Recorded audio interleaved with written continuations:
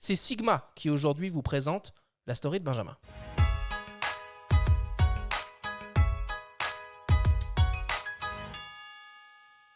À San Francisco, les dollars se ramassent à l'appel.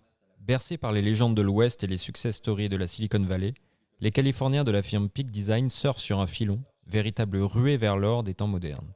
Au cœur du bien nommé Golden State, ils excellent dans l'art, très contemporain, du financement participatif pour concrétiser leurs projets. Ils l'ont prouvé à l'huile reprise, transformant chaque campagne en succès, matérialisé par des sacs et accessoires frappés du sceau de la coolitude, façon hipster. À l'occasion de leur 9e tentative, 500 000 $ auraient suffi pour que leur premier trépied devienne réalité. Le Travel Tripod défie les rêves les plus fous, même américains. Plus de 12 millions de dollars récoltés, un plébiscite pour un objet de tous les désirs acclamé par une communauté déjà acquise à la marque. Le précieux tient dans une main, faisant passer ses concurrents pour des colosses. Les plus lourds réflexes et hybrides ne lui font pas peur. Il accorde même une place au smartphone. On le déploie en un clin d'œil, tel Clint dégainant son revolver au soleil couchant. L'arrogance ricaine dans toute sa splendeur, enrobée d'alu ou de carbone, au choix, influencée par la politique commerciale locale dictée par Apple. Au tarif déjà prohibitif pour mettre la main dessus, il faut allonger une poignée de billets supplémentaires pour acquérir des accessoires tout sauf dispensables. Peu importe. La folle épopée du Travel Tripod restera dans l'histoire des success stories des fameux crowdfundings.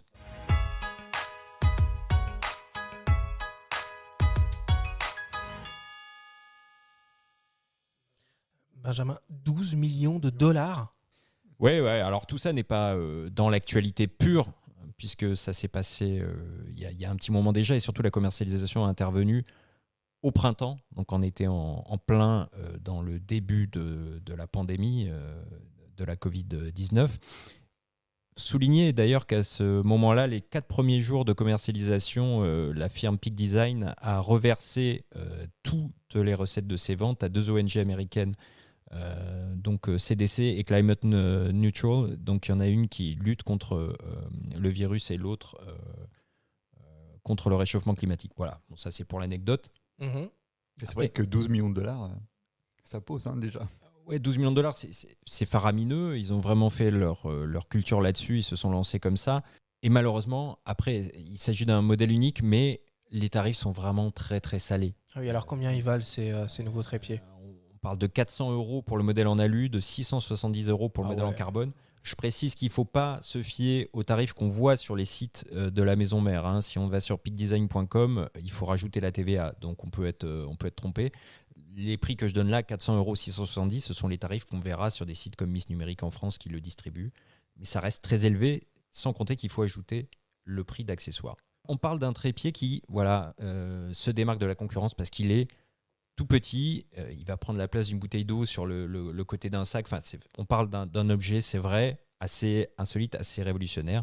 On est sur des logiques un peu à la Apple, avec des produits qui se démarquent par un joli design et qui trouve sa communauté. Voilà, tout simplement. Renaud, toi, un trépied, c'est quelque chose que tu as toujours avec toi quand tu pars en mission photographique ? Pas forcément, non, puis de moins en moins en fait, je dirais.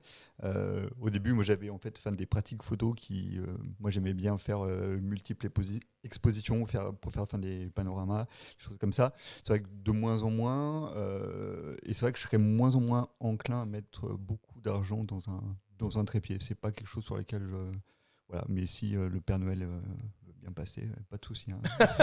Parce que effectivement, ils sont quand même très beaux. Moi, j'ai eu la chance de pouvoir le prendre en main un tout petit peu de temps, et c'est vrai que c'est un objet superbe.